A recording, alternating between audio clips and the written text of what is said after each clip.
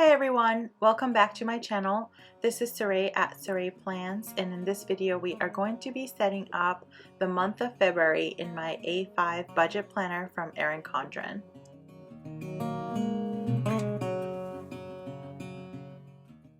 For this month I'm using the Be My Valentine kit from my Etsy shop to set it up, and I absolutely love the colors in this kit and cannot wait to see February all put together. So here at the top I put my three main goals for the month, and I use the circles to indicate those, and I also use these three rating star system because I like to reflect back on how I did for the month. I won't do a full walkthrough of the month of January because I have a lot of specific financial information in there, but I can tell you that January was actually a great month for me, one of the best months that I've had in terms of tracking all of the expenses and really sticking to our budget categories, and that really worked very well. So I'm pretty proud of that accomplishment. So I'm hoping that February will fare the same, and I don't know if it has something to do with this particular planner, but I'm really enjoying budgeting in this planner, and I think that's part of what's really keeping me super accountable. So I use these headers to keep track of gifts that we need to purchase for the month, as well as any online purchases or anything else that I need to be sure to remember for the month.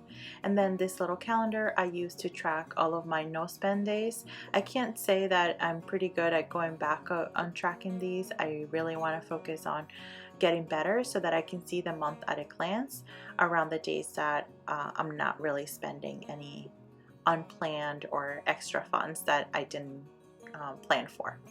On this left page, I use two headers, one to keep track of all of the bills that are due in this specific month.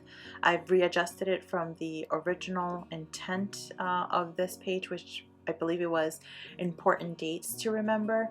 And then the second header I use to keep track of sinking funds. So at the top half would be all of the bills, and then on the second half will be the sinking funds.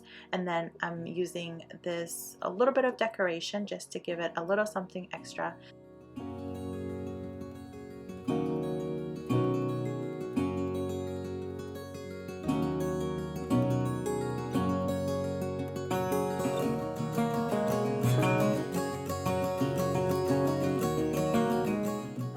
On this next section is where I really break down all of the bills and the budget categories.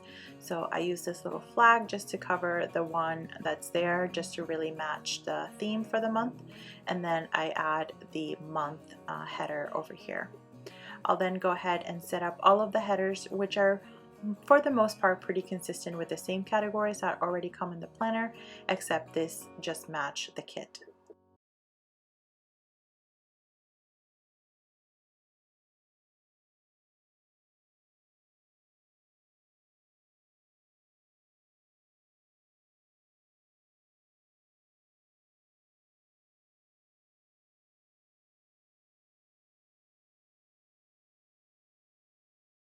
So all of my headers are done. I'm going to go ahead and put the February scripts throughout all of the pages, as well as the additional headers. For the headers on these two pages, if you have been following me for a little while, then you know that I have repurposed these two pages to keep track of my sinking funds. And I use a couple of headers. One is to list all of the sinking funds, which would be the top header. And then on the second half of the page, I use that to track any deductions that may happen as a result of maybe that sinking fund is due throughout the month. But here I messed it up. I put the wrong header and the wrong side.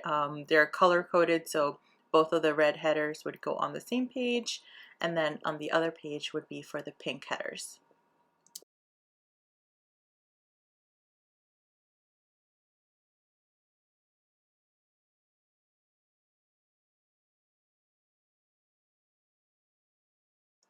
For the following two pages, I use those specifically to list out all of the transactions that are happening within that specific pay period, as well as all of the bills per pay period. So this header right here that I'm laying down is going to be to list all of the bills that are due for this particular pay period. And then on the bottom half of the page, I use it to kind of summarize all of the categories once all of the expenses have been logged. So even though this is my February budget, I actually am using the January pay periods because I am about a month to half a month ahead on bills. So the two pay periods that I'm covering in this particular budget are going to be from January 15th through January 28th, and then January 29th through February 11th. And because I had already started, you can see that there are some transactions that have already been logged, and these are just expenses that I was incurring during this specific pay period. The other thing is that since I started logging all of the transactions before my headers were actually down, I ended up logging the first set of transactions in the later pages of this section rather than on the first one, but that's not going to bother me at all. I'll just go ahead and log all of the transactions for the second pay period on the previous page, and that'll work just fine. And then here, just like I mentioned, at the bottom of the page, once I have all of my transactions logged, I will go ahead and summarize and say, okay, which one was the category and how much did I spend total for that particular category. That way I have a lump sum for each, and I can really monitor our spending that way. So just a couple of additional headers just to change it up and categorize it properly, and that should take care of it.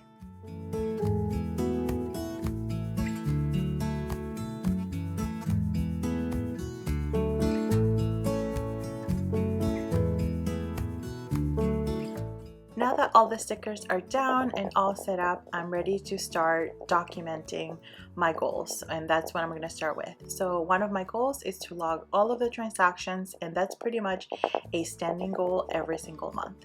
The second one is to stick to the budget categories, and I really need to be better at committing to a dollar amount for each category. And then the third one is to save for a car. I think I've mentioned this in previous budget videos. I need to save up for a car. I need to be ready for that in September. So definitely it's a huge focus, and perhaps why I'm super diligent with my spending and my budgeting this year.